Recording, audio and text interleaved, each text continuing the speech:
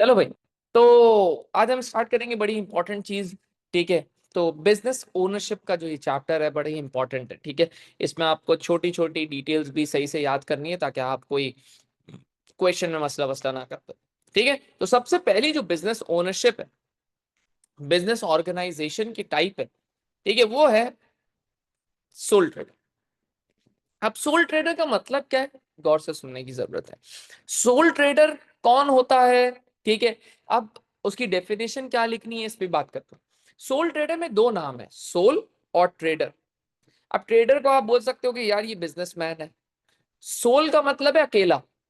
सही, सोल का मतलब वो नहीं है जो सोलमेट वाली कहानी है, वो नहीं है सोल ट्रेडर। सोल ट्रेडर का मतलब है अकेला ट्रेडर। ठीक है, अकेला ओनर। अच्छा, अब ये क्या बोलते थे अक्सर अक्सर बच्चे क्या लिखते थे सोल ट्रेडर की डेफिनेशन में, लिखते हैं कि sole trader is a type of business organisation that is owned by a sole owner. भाई, गलती गलती देख रहे हो। सोल ट्रेडर की डेफिनेशन में सोल का वर्ड क्यों डाल रहे हो? सोल ट्रेडर की डेफिनेशन में you would have to write sole trader is a type of business organisation that only has one owner. One owner बोलो ना, सोल ओनर नहीं बोलो। सोल का मतलब भी वन है, लेकिन सोल ट्रेडर में सोल का वर्ड आ गया ना। तो जब भी आप डेफिनेशन लिखोगे तो you can not use the word of your term जिसको आप डिस्क्राइब कर रहे हो। तो सोल ट्रेडर को डिफाइन करते हुए, सोल ट्रेडर को समझाते हुए, सोल ट्रेडर की डेफिनेशन लिखते हुए सोल नहीं लिखा करो। राइट?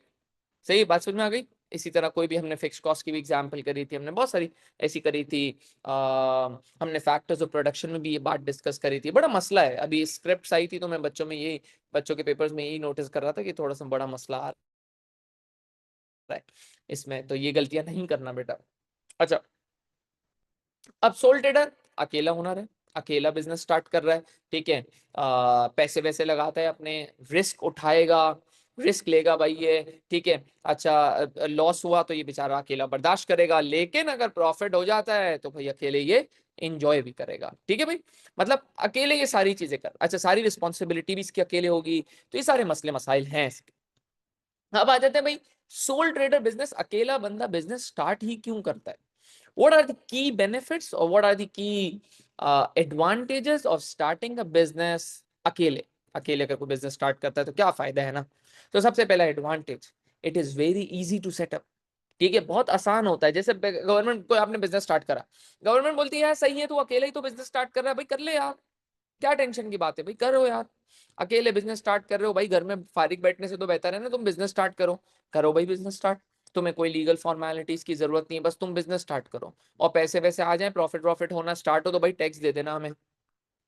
तो गवर्नमेंट ज्यादा परेशान नहीं करती अगर आप सोल ट्रेडर बिजनेस स्टार्ट करते हो। ठीक है, बट जब आप सोल ट्रेडर बिजनेस स्टार्ट करते हो उसके ड्रॉबैक्स भी होते हैं, वो भी पढ़ेंगे आप, वो भी बड़े खतरनाक होते हैं। ठीक है, अच्छा, तो उसके बाद बेनिफिट क्या होता है, अकेला बंदा बिजनेस क्यों स्टार्ट करता है, या फिर एक बंदा अपने साथ पार्टनर क्यों नहीं लेकर आता? एक और भी फायदा होता है, बहुत सारे फायदे इसके।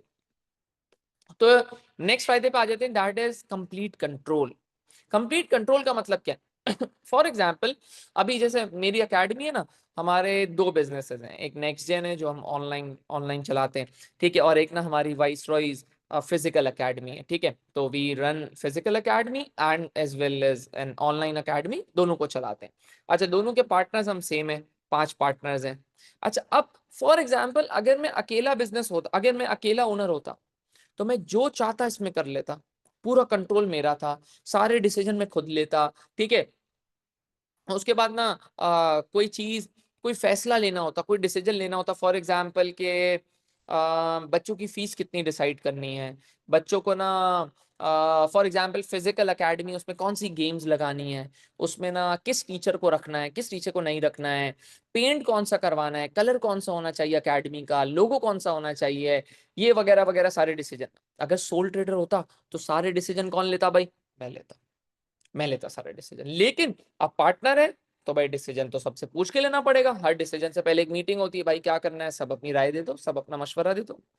तो you don't have complete control in the partnership, but soul trader complete control आपका, टेंशन नहीं लेनी, सब आपका कंट्रोल है भाई, सारे डिसीजन आप ले सकते हो। उसके बाद फ्लेक्सिबल वर्किंग आवर्स है यार। अगर मैं सोल ट्रेडर होता, मैं क्या बोलता, भाई आज बारिश हो रही है, मौसम अच्छा हो रहा है, मुझे नहीं जाना भाई, आज बारिश हो रही है, मौसम अच्छा, मुझे नहीं जाना यार।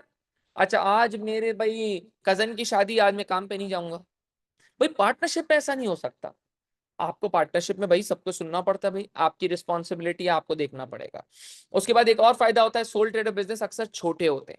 जब अक्सर छोटा बिजनेस होता है ना, तो आप अपने एम्प्लॉइज से, आप अपने कस्टमर से अच्छे ताल्लुकात बना सकते हो। You can make close relationship with your employees and with your customers, ठीक है। तो ये बड़ा फायदा होता है।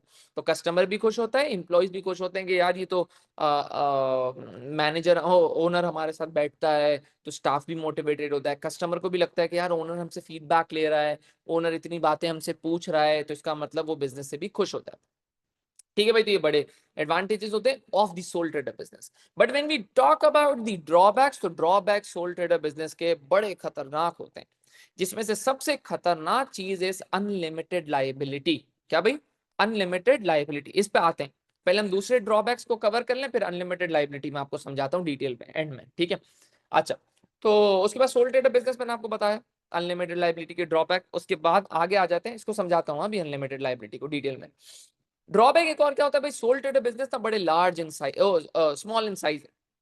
तो भाई दूसरे बिजनेसेस हैं वो बड़े होंगे, ठीक है। जब वो बड़े होंगे, सोल ट्रेडर छोटा बिजनेस है, तो भाई उसको इंटेंस कंपटीशन फेस करना पड़ेगा ना, उसको मसले मसाइल होंगे कि यार मेरा तो छोटा बिजनेस है भाई, मैं इतनी मार्केटिंग कैसे करूं, कि कंपनी मार्केटिंग कर रही है तो मैं कैसे लड़ सकता हूँ। अब केएफसी है, केएफसी तो भाई कंपनी है, अब केएफसी से कोई सोल ट्रेडर बिजनेस कैसे जीत सकता है यार। ठीक है, तो सोल ट्रेडर बिजनेस छोटे होते हैं, तो they have to face intense competition, ठीक है। उसके बाद भाई सोल ट्रेडर अकेला बंदा है, सारी जिम्मेदारी उसकी है। फाइनेंस उसको संभालना है, मार्केटिंग उसको संभालनी है, मैनेजमेंट उसको संभालनी है, सारे लोगों से बातचीत उसको करनी है, फीडबैक उसको लेना है, पैसों का हिसाब उसको रखना है। भाई सारी रिस्पॉन्सिबिलिटीज आपके ऊपर है। पार्टनर होते हैं ना, तो रिस्पॉन्सिबिलिटी डिवाइड हो जाती है, बट यहाँ पे रिस्पॉन्सिबिलिटी डिवाइड नहीं हो सकती, क्योंकि you are the sole owner, you are the sole trader, अकेले ओनर हो। अकेले ओनर हो तो भाई सारी चीजें संभालो। मस्ती थी ना भाई अकेले बिजनेस स्टार्ट करने की, संभालो भाई सारी चीजें, तो सारी जिम्मेदारी आपकी है। तो अक्सर आपने देखा होगा जो सोल ट्रेडर बिजनेसेस होते हैं ना, उनके ओनर बड़े परेशान होते हैं, बड़े बर्डनाइज फील करते हैं, क्योंकि सारी रिस्पॉन्सिबिलिटी उनकी है। उसके बाद difficult to raise additional capital. भाई मसला होता है एडिशनल कैपिटल रेज करने में, मसला। आप एडिशनल कैपिटल रेस कर रहे हो, ठीक है, आप ना एडिशनल कैपिटल रेस कर रहे हो, इसका मतलब क्या हुआ कि भाई सोल ट्रेडर अकेला बंदा है, पैसे लेकर आ रहा है भाई, अकेले पैसे लेकर आ रहा है, अकेले पैसे लेकर आ रहा है भाई। अब अकेले कितने ही पैसे लेकर आ जाएगा यार, तो difficult to raise additional capital, ज्यादा पैसा रेज करने में बड़ा मसला होता है। तो difficult to raise additional capital, पैसे ज्यादा रेज नहीं हो सकते। उसके बाद लॉन्ग वर्किंग आवर्स, अकेला बंदा है, सारी जिम्मेदारी इसकी है, तो भाई इसको रात को भी बैठना पड़ेगा दुकान पे, सारा हिसाब किताब करना पड़ेगा, सुबह जल्दी भी जाना पड़ेगा क्योंकि एम्प्लॉयज आ रहे होंगे, देखभाल करनी पड़ेगी, सारी चीजें।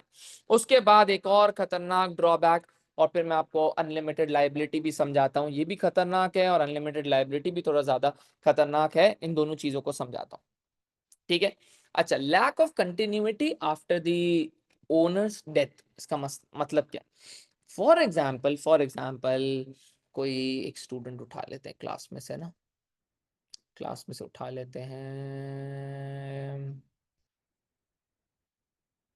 हम्माद को, उठा लेते हैं हम्माद।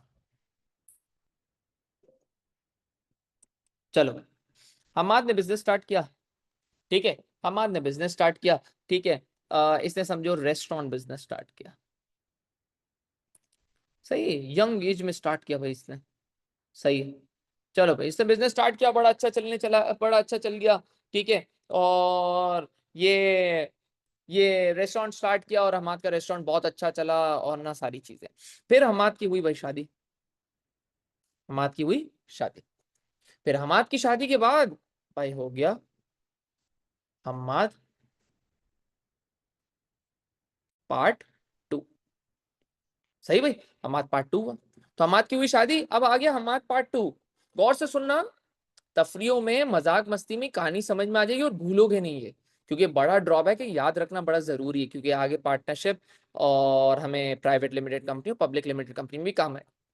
तो हमाद ने रेस्टोरेंट स्टार्ट करा है, फिर हमाद की हुई शादी, फिर हो गया भाई हमाद पार्ट टू, हाँ हमाद जूनियर, ठीक है। चलो हमाद पार्ट टू या फिर हमाद जूनियर बोल दो भाई, हमाद जूनियर आ गया भाई। अच्छा भाई, अब हमाद तो भाई काम करता रहा, हमाद काम करता रहा भाई, ठीक है। अच्छा, तो हमाद क्या भाई हुआ बेटा, ठीक है। अब हमाद काम करता रहा करता रहा करता रहा करता रहा करता रहा, ठीक है। हमाद का बेटा भी उसके साथ काम कर रहा है, हमाद का बेटा भी उसके साथ काम कर रहा है, हमाद जूनियर भी उसके साथ काम कर रहा है। गौर से सुनना अभी। फॉर एग्जाम्पल हमाद, ये अपनी क्लास वाला हमाद नहीं है, दूसरा हमाद है, ठीक है। हमाद दूसरा है। इस ये मर जाता है, ये मर जाता है, इसकी हो गई भाई डेथ। अब जो इसका बेटा है ना, वो बोलेगा कि भाई चलो, फॉर एग्जाम्पल समझो डेथ हुई, सारी चीजें हो गई, ठीक है। हमाद जूनियर जो था, हमाद पार्ट टू तो जो था, हमाद का बेटा जो था, वो अगले दिन से काम पर आ गया और बोला भाई ये मेरे अब्बा का रेस्टोरेंट था, ये तो मैं चलाऊंगा, ठीक है। अब हमाद ने रेस्टोरेंट चलाना स्टार्ट करा, बैंक में पैसे आना शुरू हुए, बिजनेस एक्टिविटी दोबारा स्टार्ट हो गई हमाद के जाने के बाद। जैसे ही बिजनेस एक्टिविटी स्टार्ट होगी, गवर्नमेंट आ जाएगी, गवर्नमेंट बोलेगी भाई ये बिजनेस किस खुशी में चल रहा है। तो हम्माद का बेटा, हम्माद जूनियर बोलेगा भाई ये मेरे बाप का बिजनेस था, मेरे अब्बा चले गए, लेकिन बिजनेस तो मैं चलाऊंगा ना भाई, मैं आके बैठा हूं, मैं चलाऊंगा यार, मैं अपना घर कहाँ से चलाऊंगा, मैं तो बचपन में इधर काम करना स्टार्ट कर दिया था, ये तो मेरा बिजनेस है, मेरे अब्बा का बिजनेस मतलब मेरा बिजनेस। गवर्नमेंट बोलेगी नहीं भाई, तुम्हारे अब्बा का था सोल ट्रेडर बिजनेस, तुम्हारे अब्बा का क्या था भाई, soul trader business. Soul trader में लैक ऑफ कंटिन्यूटी होती है।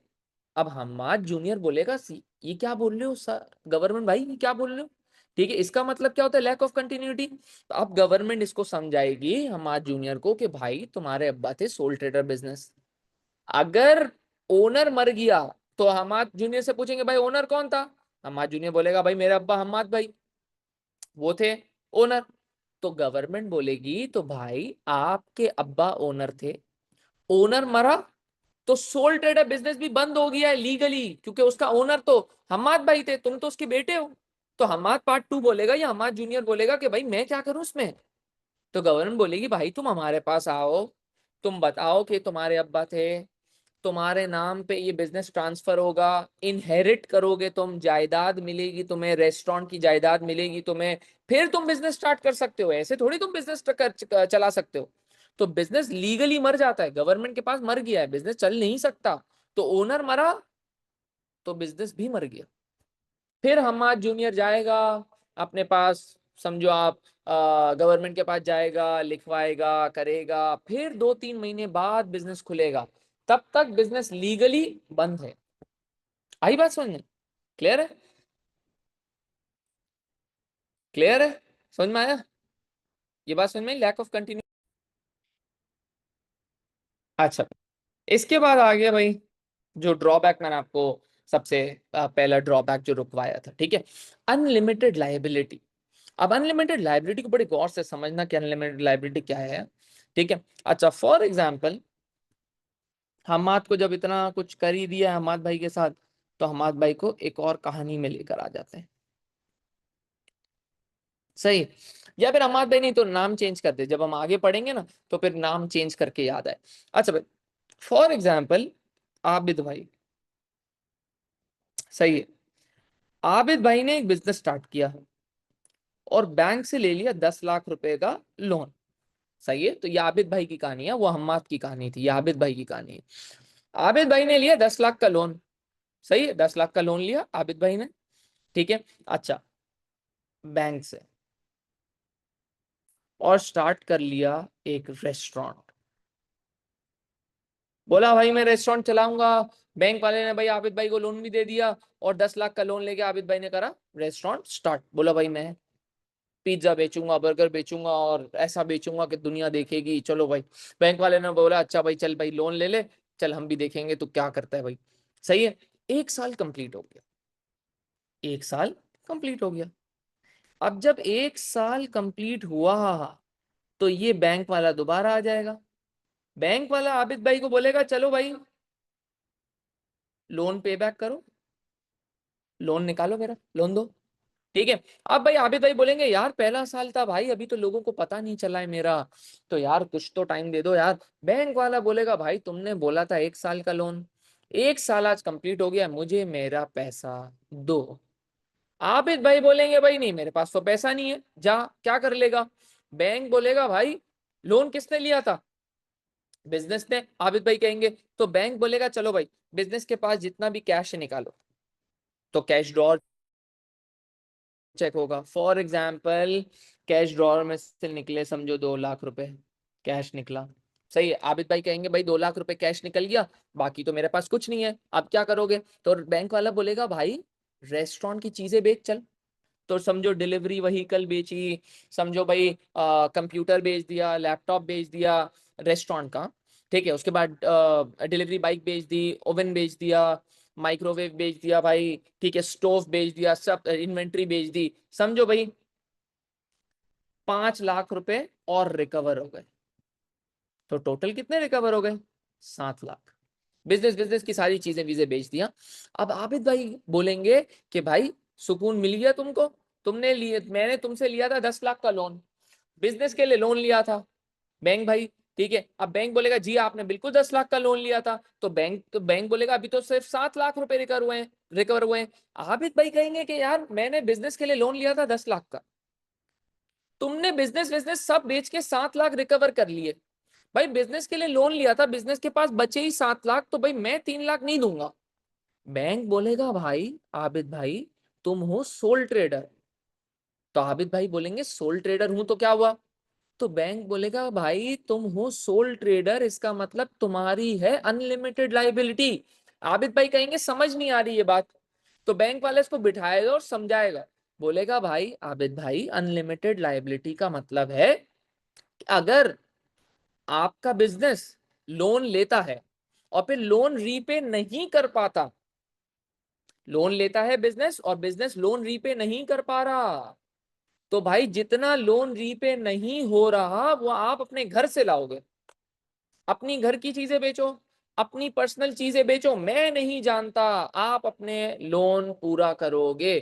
तो आबिद भाई को बैंक वाला समझाएगा क्या, अनलिमिटेड लाइबिलिटी। अनलिमिटेड लाइबिलिटी का मतलब क्या हो गया भाई, अगर आपका बिजनेस उधार रीपे नहीं कर पा रहा है तो आप अपने पर्सनल एसेट भी बेचोगे। तो भाई अनलिमिटेड लाइबिलिटी का मतलब है कि आपके जो पर्सनल एसेट्स होते हैं सोल ट्रेडर के, वो भी रिस्क पर होते हैं। अगर बिजनेस अपने लोन नहीं रीपे कर पाया तो ओनर के पर्सनल एसेट्स भी रिस्क पर होंगे। This is the concept of unlimited liability. और कहानी किसकी, आबिद भाई की।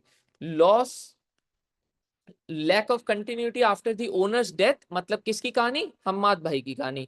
याद है भाई, समझ में आ गया, क्लियर है।